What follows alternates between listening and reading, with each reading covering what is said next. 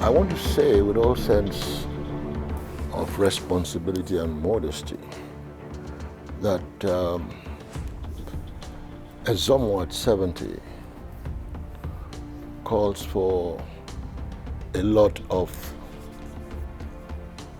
gratitude to God for what He has stood for over the years.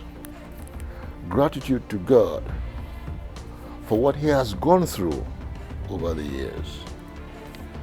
Gratitude to God for being able to overcome all the pitholes and pitfalls and obstacles that has been lined up on His track. He keeps scaling through. And it is because of His genuineness. Once he believes that this course is right, he does not need anybody to prop him up on it.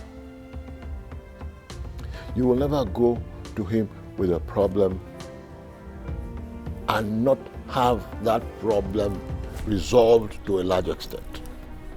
More grease to your elbow, may your shadow never grow less.